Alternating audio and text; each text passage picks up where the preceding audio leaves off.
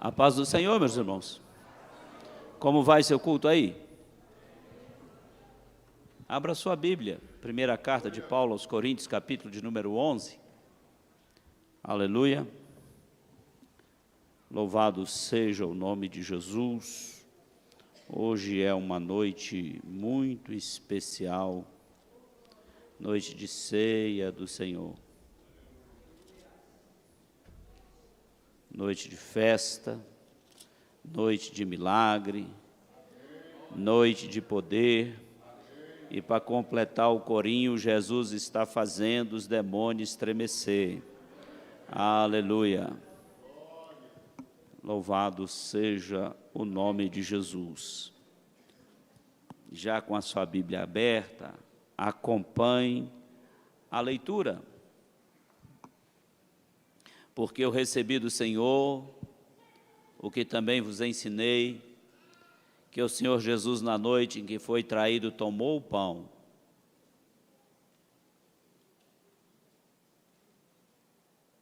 E tendo dado graças, o partiu e disse: tomai, comei, isto é o meu corpo que é partido por vós, fazei isto em memória de mim.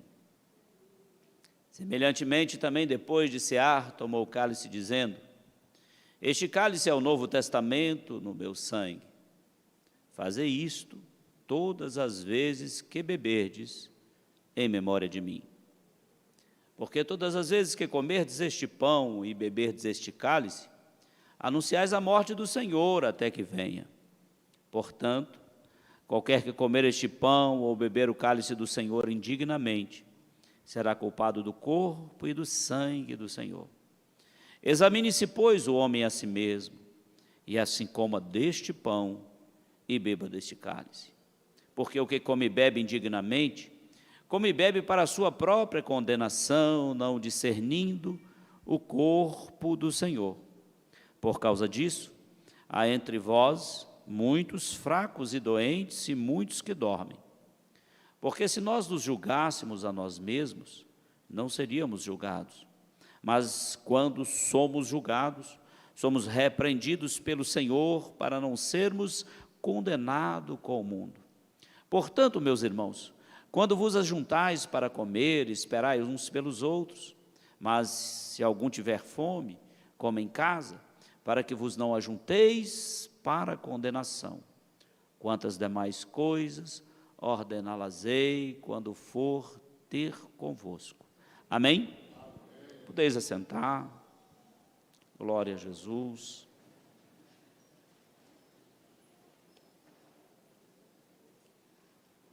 Hoje é uma noite que talvez seja, certamente, um dos poucos momentos de reunião da igreja que a maioria de nós não conseguimos colocar ainda no piloto automático, e eu já vou explicar a expressão. A única coisa que nós ainda não colocamos na formalidade. Ou então, não fazemos expressando a alma católica romana que muitos de nós ainda carrega conosco. A gente desaparece durante todo o mês, a gente não lembra de ler a palavra do Senhor nenhum dia do mês, a gente não usa nenhuma das oportunidades que ao longo do mês o Senhor nos dá de falar do seu Evangelho, e aí no dia da ceia, a gente vem comparecer diante do Senhor. Eu quero conversar e meditar com você sobre essa e outras coisas nessa noite. Porque o que nós estamos fazendo aqui é algo tão sério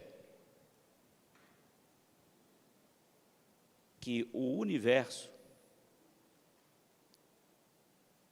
Satanás e todos os seus demônios se dobraram, se curvaram, quando Jesus morreu na cruz e ressuscitou. é até bom lembrar que, ao fazer isso, Deus fez uma aliança com o povo. E agora, diferente dos hebreus, Deus faz uma aliança com o povo que crê.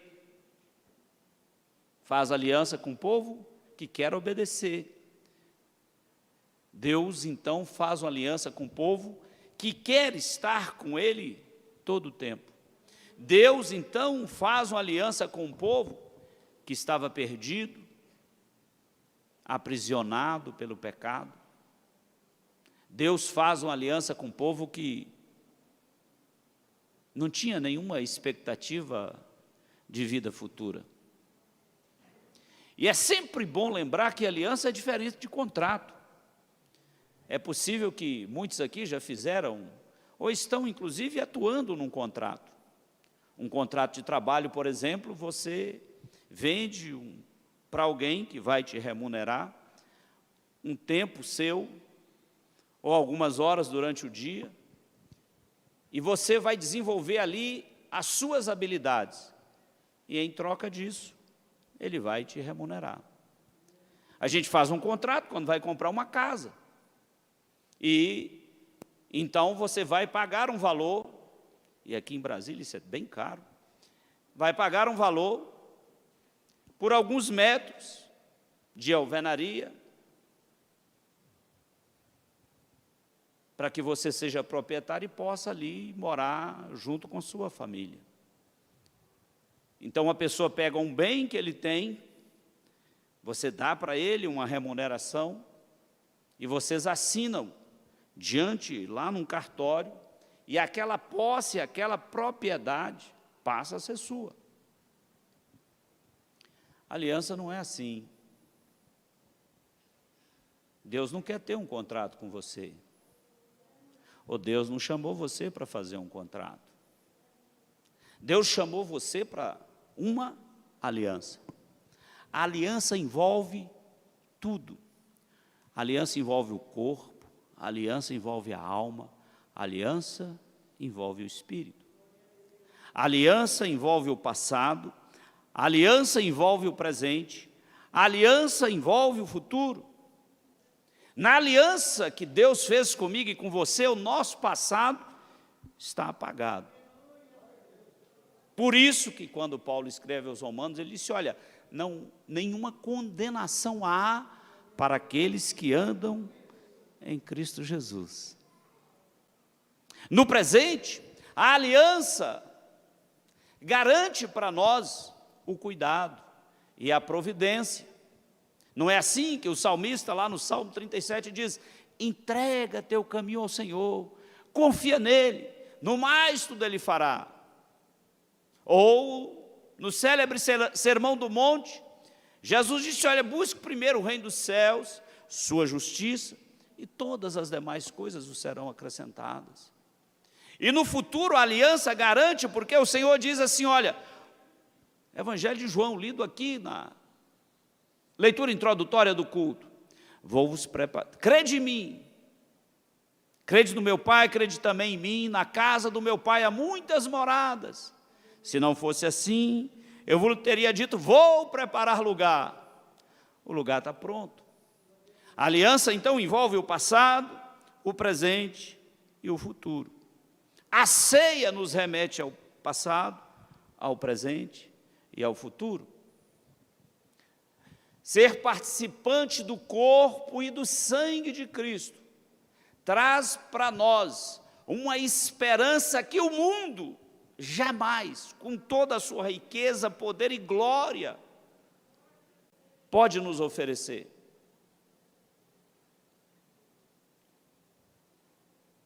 Mas é sempre importante lembrar que nós somos assolados a cada dia, para nos afastarmos desta palavra, desta aliança, deste amor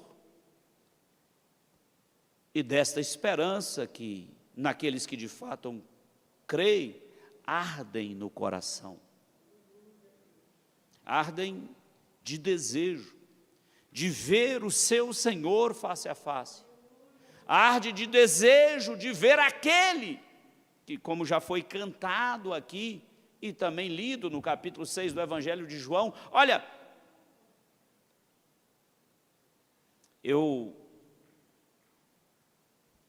a minha carne, o meu corpo foi rasgado, foi partido, passou por um sacrifício terrível, em seu favor, em meu favor, em nosso favor. E é interessante, pastor, mas por que o senhor leu esse texto? É o texto que a gente lê aqui no começo da ceia, para não virar tradição. Fé é algo vivo, eficaz. A ação do Espírito Santo é algo dinâmico em nossas vidas. Nós não podemos nos transformar em seres humanos formais, formalistas, cumpridores de uma tarefa com o nosso Deus, porque diante de Deus ou com Deus, nós temos uma aliança. Deus não me contratou para vir aqui no domingo à noite, cantar alguns hinos. Deus não me contratou para vir aqui domingo à noite, ler a Bíblia, orar por alguém. Deus não me contratou para vir aqui sentar ali. Deus não me contratou para pegar 10% do meu rendimento e devolver para a igreja para que ela faça a manutenção da obra. Deus não me contratou para ocupar um lugar, uma poltrona no templo. Deus fez uma aliança comigo para me salvar, para me redimir, para me transformar, para me regenerar, para fazer de mim algo melhor, para que eu possa estar eternamente na presença dEle.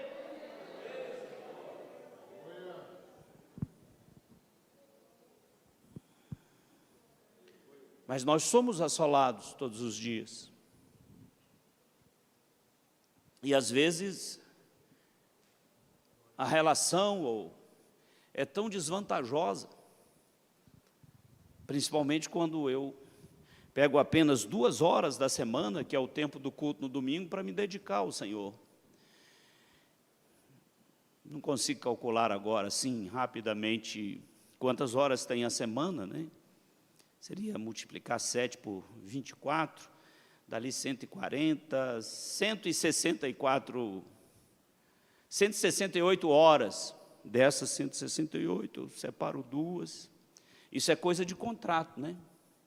Deus me contratou, então, bom, durante 2 horas eu vou lá, pego, simbolizar aqui, pego o instrumento, toco, cumpri minha tarefa. Deus me chamou para uma aliança. E isso é tão forte, tão sério, que Ele escreveu com sangue um testamento para deixar para você uma herança incorruptível. Um tesouro que a ferrugem não come, que a traça não rói e que o ladrão não rouba. E nós temos, nesta leitura, que pensar nisso. E eu fico meditando se hoje, nos dias de hoje, Deus fosse inspirar o apóstolo Paulo para escrever a orientação sobre a ceia do Senhor. O que ele ia revelar para Paulo? Nesse texto, ele revela um conjunto de crentes cheios de si mesmo, que não se incomodava com a tristeza, o sofrimento,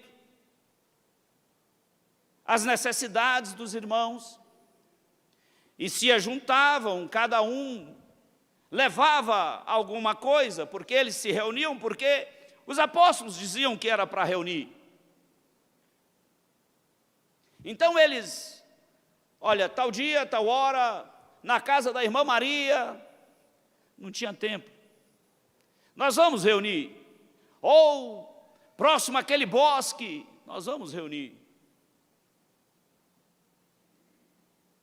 para celebrar a ceia do Senhor, porque Jesus já tinha dito para eles que era para fazer isso era uma ordenança, e eles então chegavam Os que tinham mais dinheiro levavam certamente aqueles queijos mais tratados, aquele suco de uva, né, com um brix altíssimo, que passou por um processo de aquecimento e a uva naturalmente explodiu, né, e ali fez escorrer naquela vasilha aquele suco delicioso, que de tão bom que era, que para servir como remédio, Paulo mandou Timóteo dissolver um pouco na água para ele beber, para não agredir as paredes lá do seu estômago.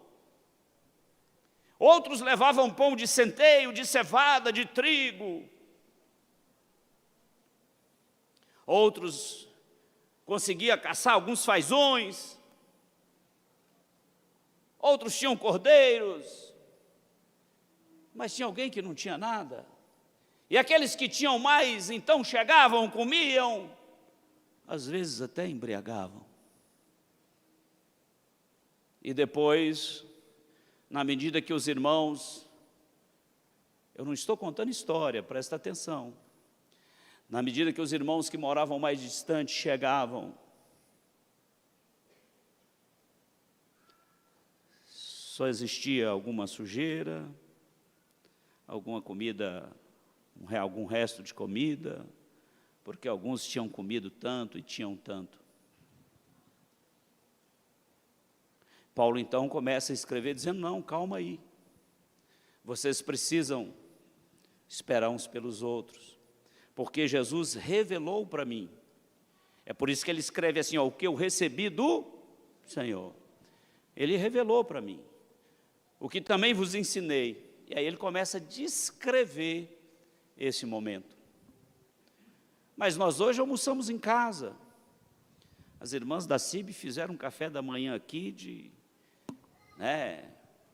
deixar com inveja o mais refinado restaurante aqui de Brasília, de tão sofisticado e generoso que estava o café da manhã em homenagem aos pais. Depois nós fomos para casa, almoçamos. Se foi picanha, salsicha ou camarão, não importa, mas nós comemos. Então Paulo não ia escrever a mesma coisa, porque nós não viemos aqui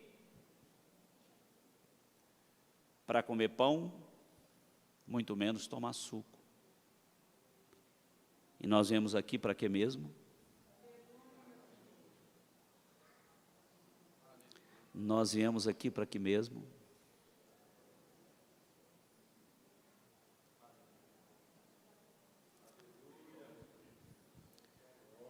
Aquela igreja insensível de Coríntios, que fez com que Jesus lá à destra do Pai, está lá até agora intercedendo por mim e por você, porque a misericórdia de Deus é a causa de nós não sermos consumidos. Ele olhou e falou, não, tem um negócio errado. Ele já tinha uma intimidade tal com o apóstolo Paulo, que Paulo, escreve para eles. Você vai escrever uma carta e diga isso. Isso aqui é o essencial. Tem outros detalhes, mas isso quando você for lá, você diz para eles. E certamente eram alguns detalhes muito localizados, porque senão tinha ficado registrado na palavra do Senhor.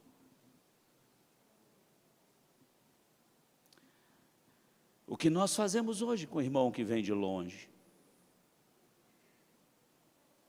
Aí eu não estou falando de distância que o sistema métrico estabelece, quilômetros, léguas, milhas. Aquele irmão que está distante do Senhor, ficou longe do Senhor. E agora ele não consegue chegar para participar da ceia. Porque ele é pobre. Mesmo às vezes tendo Mercedes, BMW, mesmo às vezes tendo casas luxuosas, mas ele é pobre. É aquele da igreja, de uma das igrejas da Ásia, que Deus mostra para João, dizendo, bom, você é abastado materialmente, mas você não sabe que você é um miserável, desgraçado, que você está nu, que você nada tem. Mas e esse irmão? O que eu fiz? É culto de ceia, né? Pastor Zé Gomes deve lembrar que tinha uma época na igreja que o culto de ceia, a porta era fechada, né? Só entrava membro. Até para que alguém que, né, não ficasse assim, escandalizado, porque era o momento do pastor falar com a igreja. E a ovelha que não ouve a voz do pastor está no rebanho errado. E meus amados irmãos, o que Paulo escreveria? Talvez, e é claro que isso com um fundamento teológico, mas é só inferências que eu estou fazendo para facilitar a nossa meditação nessa noite. Talvez ele fosse nos prevenir daquilo, ou do problema, ou da tentação pela qual Jesus passou. E que nós também, por não prestar atenção e por vestir a armadura de Deus, continuamos passando e muitas vezes sendo abatido no caminho, sendo ferido no caminho, caído no caminho. Os irmãos lembram que durante 40 dias e 40 noites, Jesus estava ali jejuando com fome, Satanás sabendo quem era ele, porque mesmo que Satanás não ainda tivesse identificado, né, porque ele não é onipresente, talvez ele não tenha percebido, ali quando os pastores estavam próximos a Belém, e a glória de Deus manifestou e os anjos apareceram cantando, talvez ele não tenha percebido isso, mas no dia que Jesus apareceu no Jordão para ser batizado, e que o apóstolo João dizendo ali, esse aí é o Cordeiro de Deus que tira o pecado do mundo, e quando Jesus foi batizado, o céu se abre, simbolicamente uma pomba vem, pousa sobre ele, e uma voz do céu se ouve dizendo, este aí é o meu filho amado, em quem me comprazo, em quem eu tenho prazer. E depois disso, 40 dias sem comer, isso só é possível sobrenaturalmente. Ficar sem ingerir nenhum líquido durante 40 dias, sem comer nada, o corpo fica fraco. Mas o diabo sabia quem era Jesus, porque ele estava de olho em João. Por isso levantou um governador para decapitar João Batista. E olha,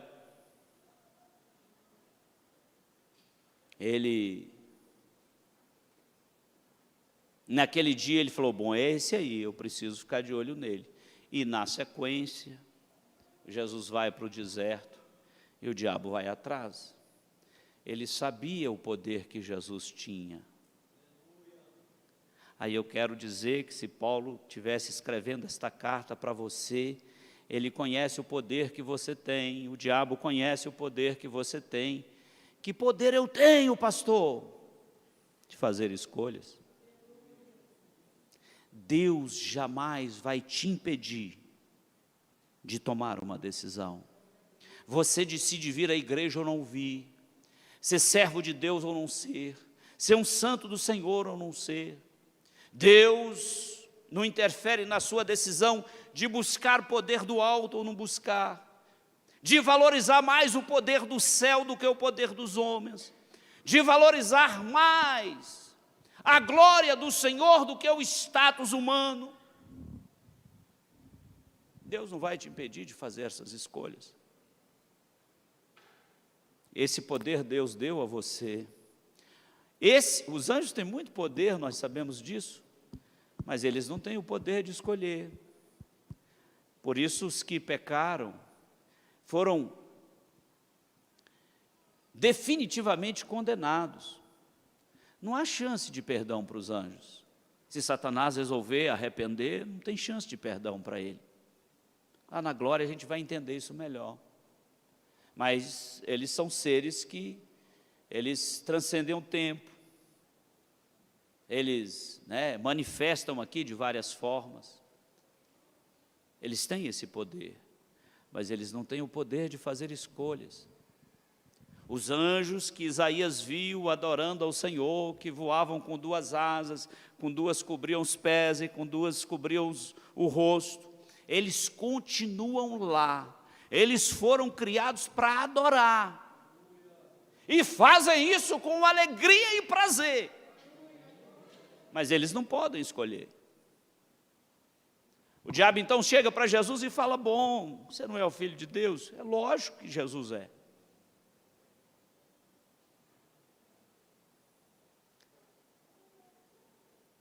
Talvez se Paulo estivesse escrevendo hoje, nos orientando a participar da ceia, ele ia dizer assim para você: lembre aí das suas escolhas.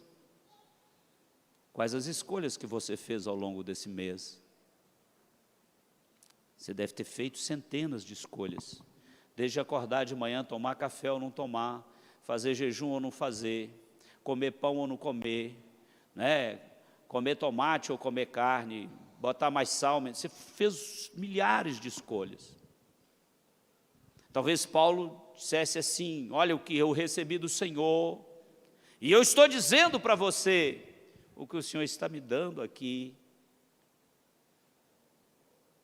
Eu quero dizer para você, lembre agora nesse momento que antecede a ceia, como você usou o poder de escolha que Deus te deu. Qual foi as escolhas que você fez? Assistir ou não assistir? Ver, olhar ou não olhar? Falar ou ficar calado? Agredir ou perdoar? Quais as escolhas? Porque o diabo disse: olha, se tu és o Filho de Deus, é o poder de Jesus, transforme essas pedras em pão. Satanás sabia que Jesus podia fazer isso, porque ali na frente Jesus pegou 5 pães, 3 peixes, pegou alguns pães e alguns peixes. Às vezes eu misturo o número, é normal na minha idade. E fez com que alguns milhares de pessoas comessem e ainda sobrasse.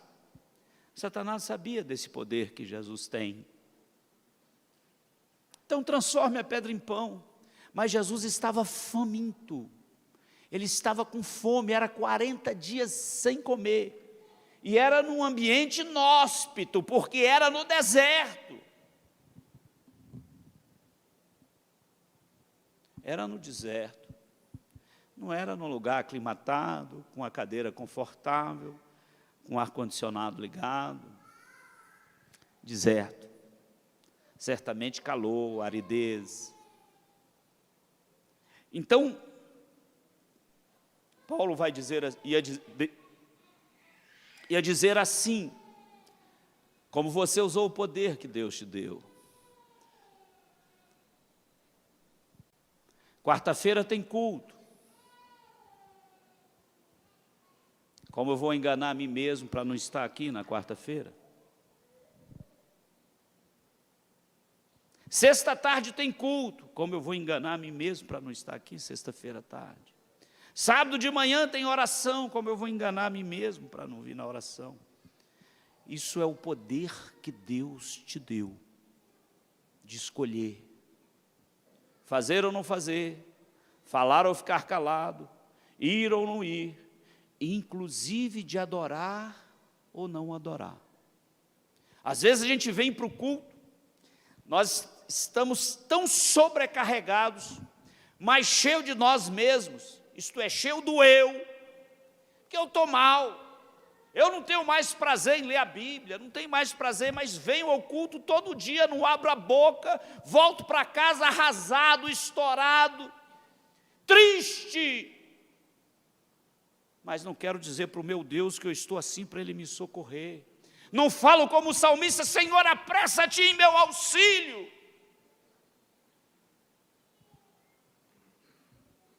cheio do eu. Não, porque se eu fizer isso, o pessoal vai pensar o que de mim? Se preocupe com isso. A Bíblia não relata, e possivelmente não tinha ninguém vendo essa cena. Até porque o diabo não é besta, ele sabia com quem ele estava lidando. Mas quando ele fala com Jesus para transformar as pedras em pão, e se você não tem familiaridade com esse texto, está no Evangelho de Mateus, no capítulo 4. Jesus fala assim, olha, nem só de pão viverá o homem, mas de toda palavra que sai da boca de Deus. O que Paulo ia escrever? O que Paulo escreveria?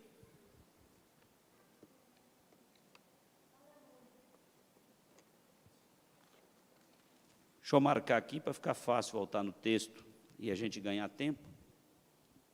O que Paulo escreveria? Olha, não faça isso com o irmão. Preste atenção no seu irmão. Veja quantas vezes ele tem ido à presença do Senhor. Veja quantas vezes ele tem ido à casa do Senhor. Veja se ele está sendo um crente fiel. E ajuda ele.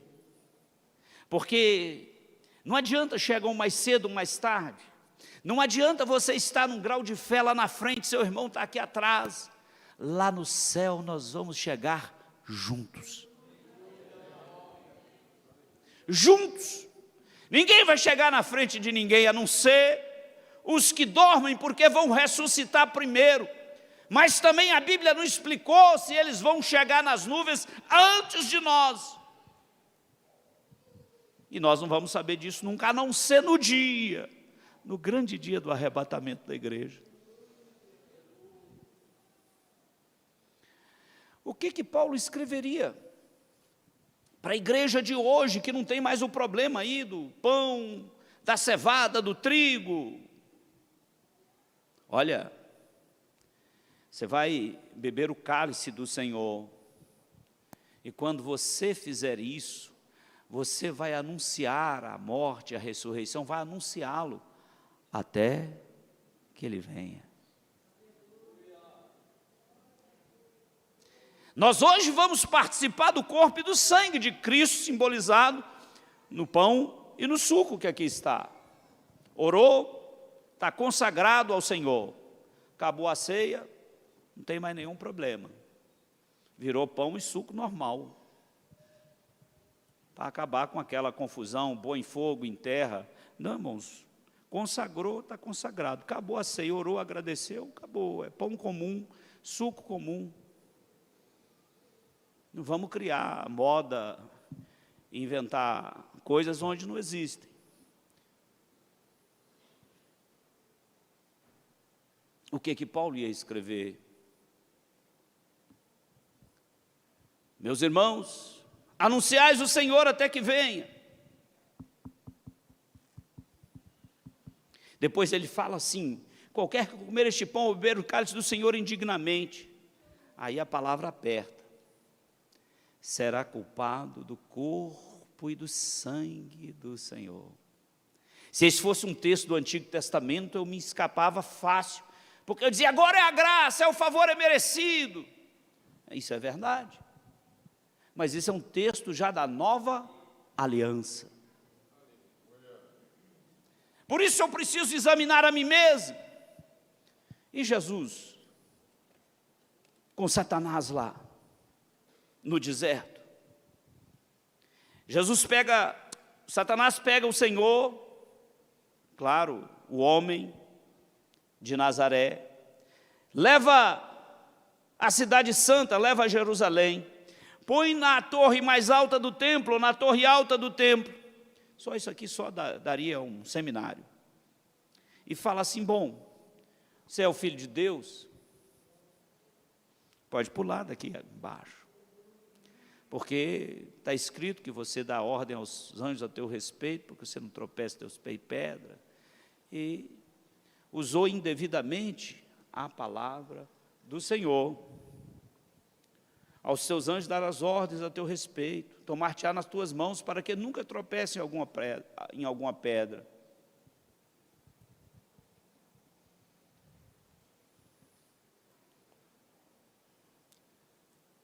Como é a sua reação diante dos desafios que Satanás tem colocado, usado o sistema? O sistema é o mundo que jaz no maligno. O sistema é a sociedade perversa, afastada de Deus. O sistema opera por orientação do anticristo, para que ele possa vir aqui reinar, mesmo que ele não esteja iludido que o reino dele vai durar pouco, mas durante o reino dele ele vai convencer a muitos segui-lo. Vai convencer a muitos segui-lo. E você? Quando você está no ponto mais alto, seus olhos alcançam longe, e você agora é desafiado porque você é crente, você agora é desafiado porque você é evangélico. E o desafio vem de várias formas, ou com muitas facetas, dependendo da sua idade, o ambiente que você frequenta, a literatura que você lê.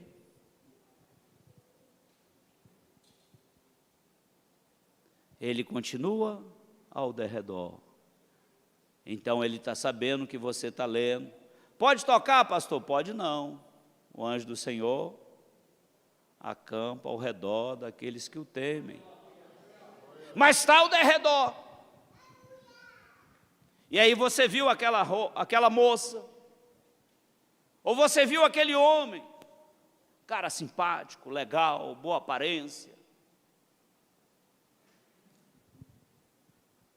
Ou então, ele já conseguiu colocar algumas cunhas. Quem sabe o que é cunha aqui? Levanta a mão rapidamente. Quase todo mundo sabe. Mas para quem não sabe, cunha é um pedaço de madeira ou de ferro que tem uma parte mais fina que a outra. Então, quando tem uma festa, você coloca aquilo e bate para ou tombar uma árvore, ou abrir uma rachadura em algum lugar, ou quebrar uma pedra, né? Você faz ali, aquela parte fininha entra e depois a grande vai abrindo, até que aquela pedra cai, a árvore tomba. Aí o diabo olha, quantas cunhas eu já coloquei nele, bom, está aqui na hora. E assim no linguajar evangélico pentecostal, diz assim, deixou uma brecha. É isso aí, é porque tem uma cunha lá. E, meus irmãos,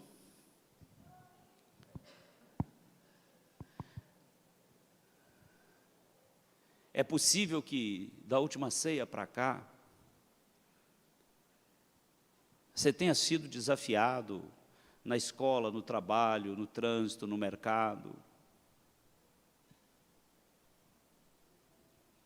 a agir como alguém do mundo.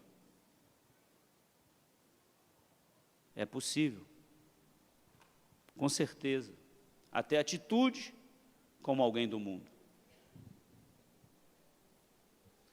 Porque aí o diabo te colocou no local e disse, olha, não tem problema, pode ir em frente, pode encarar, porque você é crente, você é servo de Deus, do Deus Altíssimo. 1000 cairão ao teu lado, 10.000 à tua direita, mas você só vem aqui no culto da ceia. Tem não sei quanto tempo que você nem folheia uma revista de escola dominical, nunca mais leu a Bíblia. Se não fosse constrangedor, eu ia perguntar aqui quem já leu a Bíblia de Gênesis e Apocalipse, só para eu ter assim, uma noção do povo que eu estou pastoreando.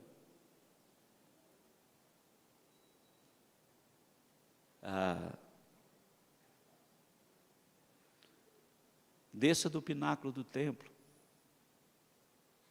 Vou repetir. Desça do pináculo do templo. Desça e venha para os pés de Jesus, para você aprender o que significa, não tentarás ao Senhor teu Deus. o adversário da sua alma está te estudando, te analisando, para pegar as suas fragilidades físicas e emocionais, principalmente, para tirar você da presença de Deus. Por isso que o apóstolo Paulo escreve, meus irmãos, cadê o texto?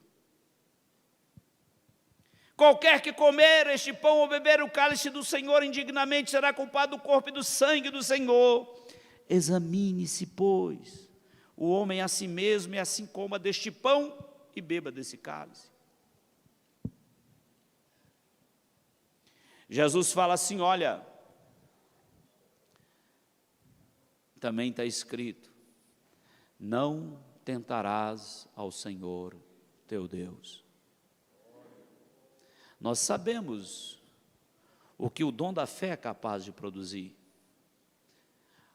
O dom da fé é tão poderoso, que você diz para o monte assim, ó, saia daqui e vá para outro lugar, e o monte vai.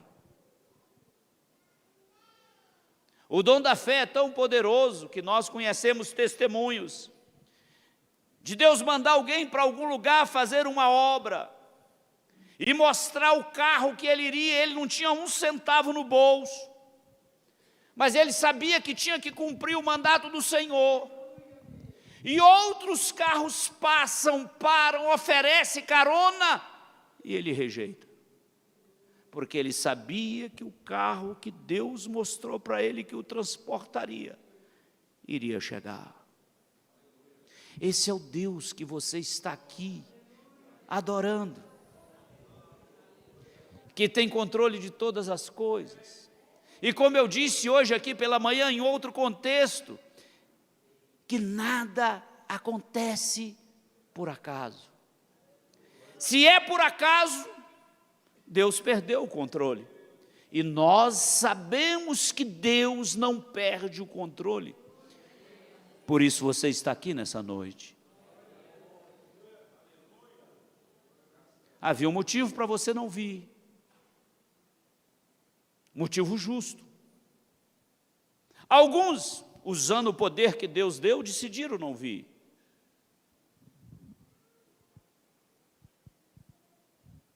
O que nós plantamos, nós colhemos. É uma lei universal.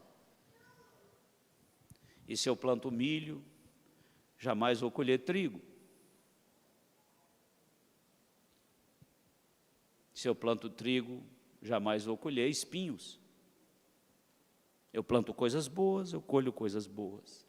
Mas eu preciso encerrar essa palavra, e já vou fazê-lo.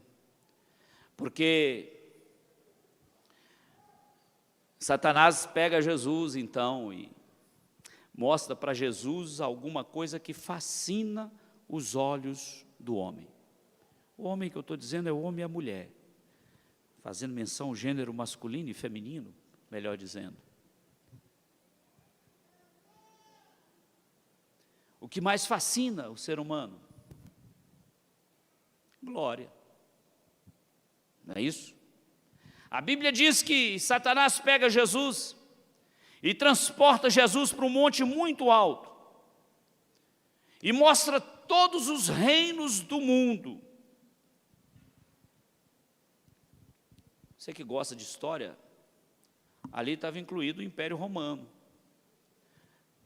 Mas possivelmente tinha um povo aqui na América Central, inteligente, que já fazia irrigação, já sabia destilar bebida, já sabia trabalhar cacau. Estou falando dos incas, dos maias, né?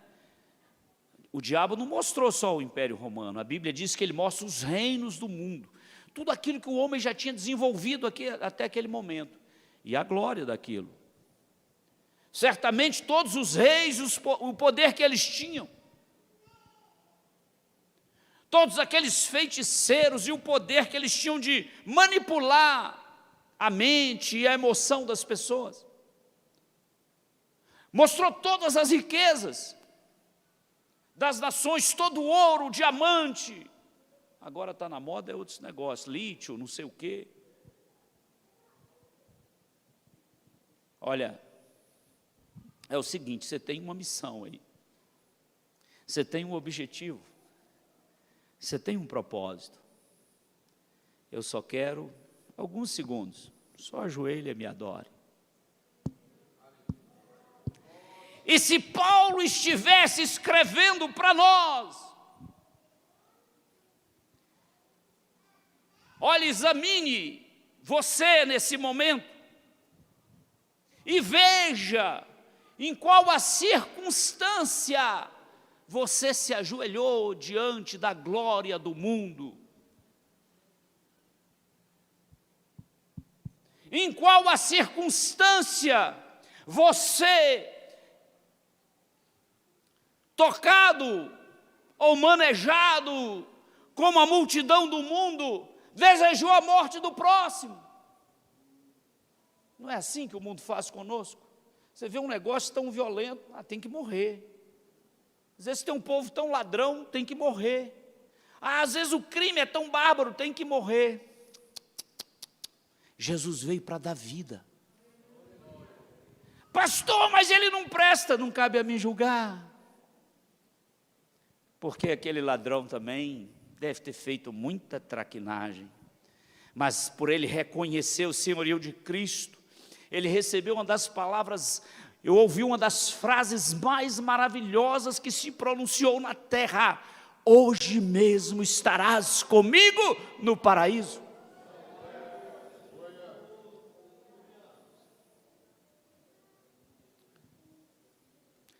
É culto de ceia.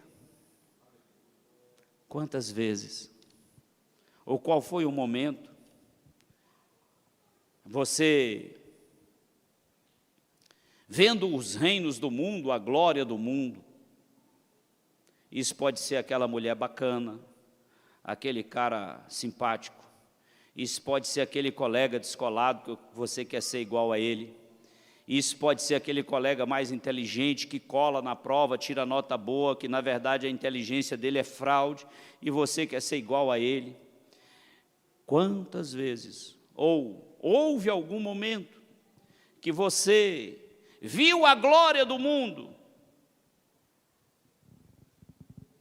e prostrou, isto é, você concordou com ela. O diabo só queria isso de Jesus. Olha, está vendo? Isso tudo será seu. Satanás podia mentir para Jesus? Claro que não. Então ele é dono mesmo dos reinos e da glória do mundo. Porque senão Jesus disse, deixa de ser mentiroso, isso não é seu.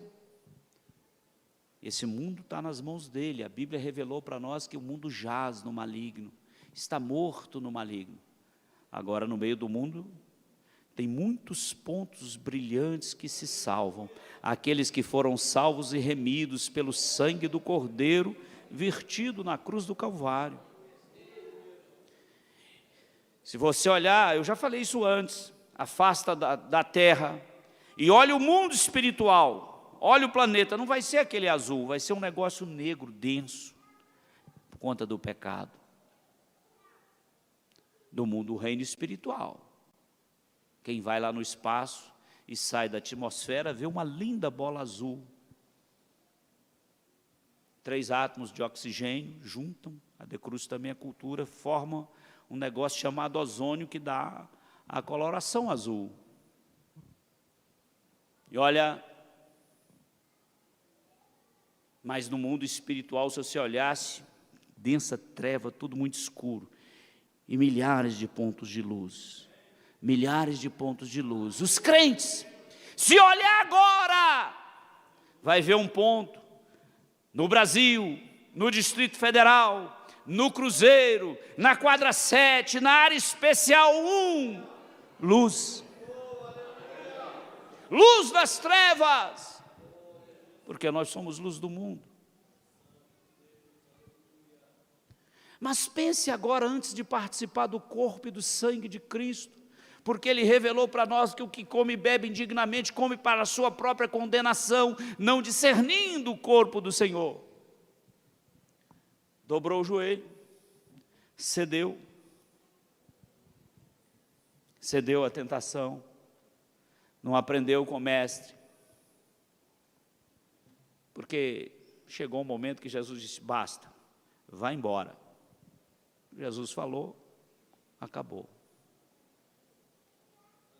O diabo hoje é tão sagaz que, quando tem igreja de crente, não é igreja de gente formal, de crente, ele fica, e às vezes ele vem e não entra, aí a pessoa entra, adora e tal, quando sai a brecha está aberta, não ouviu a palavra, às vezes até cantou, mas não prestou atenção na letra do hino, não se redimiu diante do Senhor, aí quando sai, a cunha está lá, o diabo tira a cunha, é a brecha, né? É a fissura, é a rachadura, ele entra de novo e vai oprimir. E por isso, há entre nós muitos doentes, eu não estou dizendo doença física, mas doença espiritual, e muitos que dormem. Talvez essa é a palavra mais dura, porque aqueles que estão dormindo não têm a percepção da realidade, não percebe aquilo que está acontecendo à sua volta.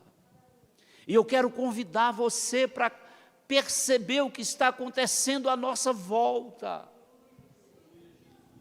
Nossos filhos estão sendo atacados, nossas crianças estão sendo atacadas, nossos jovens estão sendo atacados, nossos adolescentes estão sendo atacados, nossas famílias estão sendo atacadas. Esquece a política, pense as coisas espirituais. Poder político não resolve isso. O que resolve isso é examinar cada um de nós a nós mesmos. E quando nós usamos o poder que Deus nos deu para fazer as escolhas, nós então vamos comer de forma digna. E aí eu consigo discernir o corpo do Senhor. Eu consigo entender Jesus, que está aqui nessa noite, com todo o poder no céu e na terra. Seu problema, ele é muito maior que ele. Sua angústia, ele te dá esperança. Sua necessidade, ele supre. O que eu tenho que fazer, pastor? Crer, obedecer e esperar. Céu não é lugar de gente ansiosa,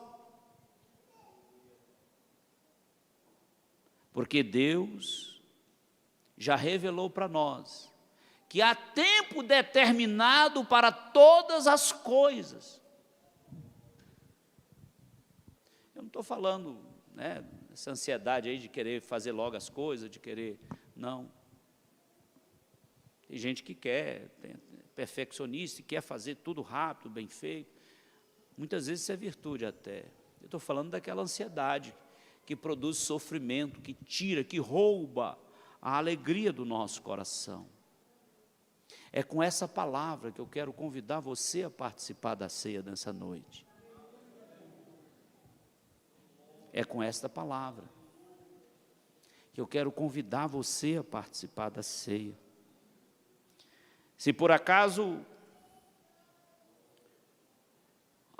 desde a última ceia que você participou, ou às vezes até participou da última, mas não tinha pensado nisso, não tinha refletido, não tinha meditado no texto, no próprio texto da ceia, e fez um exame assim de 2 segundos e achou que está tudo bem, a gente desenvolve uma capacidade de enganar nós mesmos, que é um negócio impressionante. E quantas vezes eu já me enganei? Graças a Deus, ao Espírito Santo do Senhor, que depois eu estou me enrolando. Não estou falando do próximo, estou falando eu me enrolando. Eu construí uma desculpa, uma saída para eu não fazer isso ou fazer aquilo. Eu que construo, eu que me enganei. Mas Jesus pode libertar você de você mesmo, nessa noite. Então, antes de nós participarmos da ceia, eu quero que você fique de pé, porque eu quero orar por você. Tem 40 minutos que nós estamos, 50, sei lá, que nós estamos aqui meditando. Tem 50 minutos. Qual foram as escolhas que você fez? Como você usou o poder de Deus? Ou qual foi a vez que você se curvou diante do capricho do colega da escola, do colega de trabalho, da dificuldade da vida? Pastor, mas estava difícil, por isso eu tive que fazer esse negócio que não é muito correto.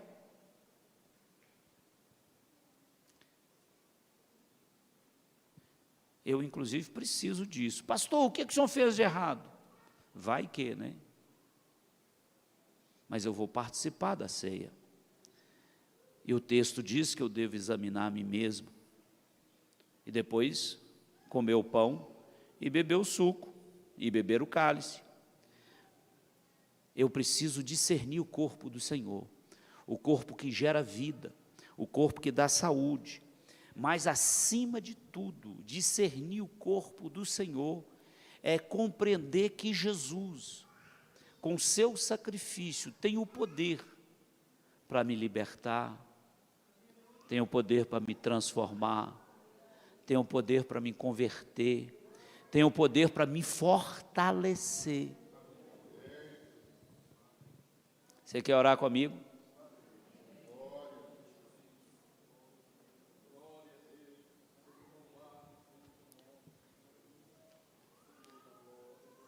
Consegue orar por 2 minutos?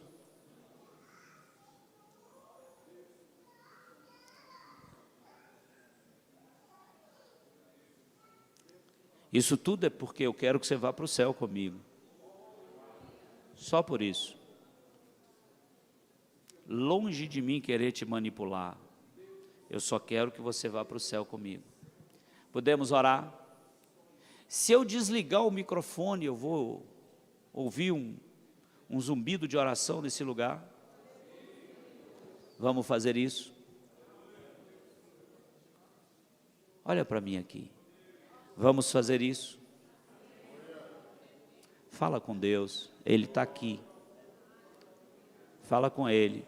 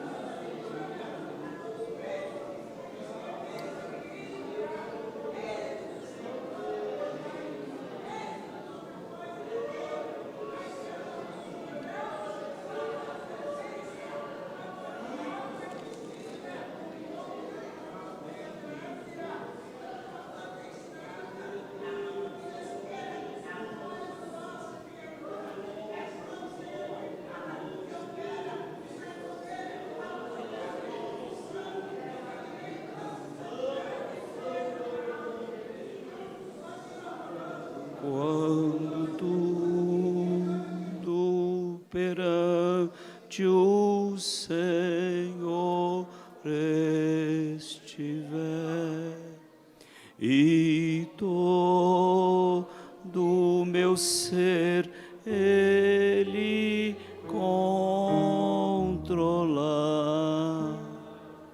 só então há de ver que o Senhor tem poder quando tudo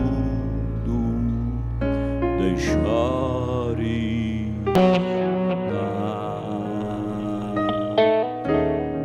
Se orares,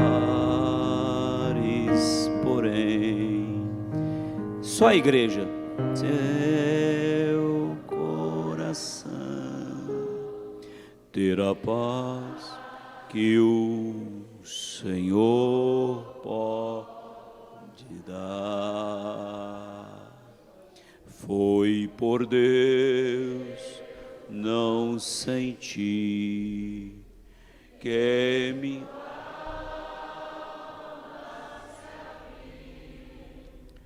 tudo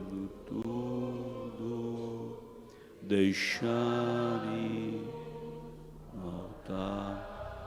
Deixa tudo aqui nessa noite, deixa tudo.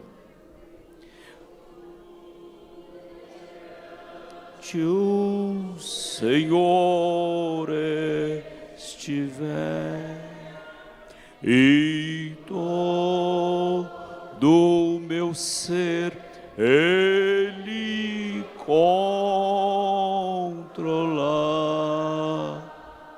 só então que o Senhor tem poder quando tudo deixares no altar. Tem alguém aqui nessa noite que afastou dos caminhos do Senhor, que sente que perdeu as forças, ou que nunca aceitou Jesus, quer fazer nessa noite? Alguém que precisa de uma oração específica e especial? Eu estou convidando você porque eu quero orar por você. Tem alguém? Pastor, esse minuto e meio aí de oração não resolveu nada. Eu continuo fraco. Pastor, eu desviei mesmo, mas eu vou envergonhar Satanás nessa noite.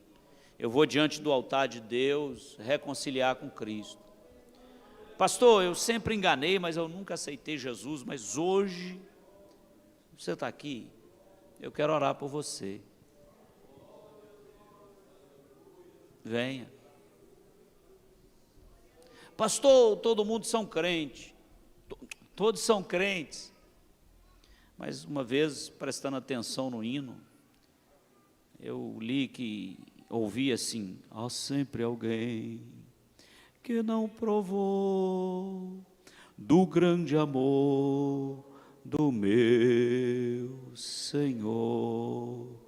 porém eu sei, bem certo estou, Ele está sempre ao meu redor. Ao meu redor, Deus sempre está.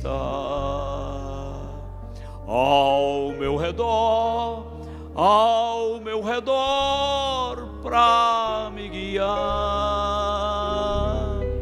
Com teu amor tão puro e bom, Ele está sempre ao meu redor pra me guiar. Eu dei um tempo para você. Traz o pão aí para a gente consagrar. Aleluia.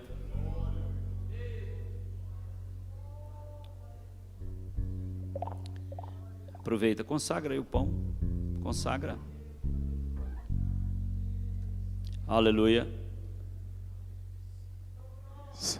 Oremos, igreja. Senhor Deus eterno, mais uma vez, Senhor, quero te agradecer, Pai, por esta rica e abençoada palavra que o Senhor ministrou aos nossos corações.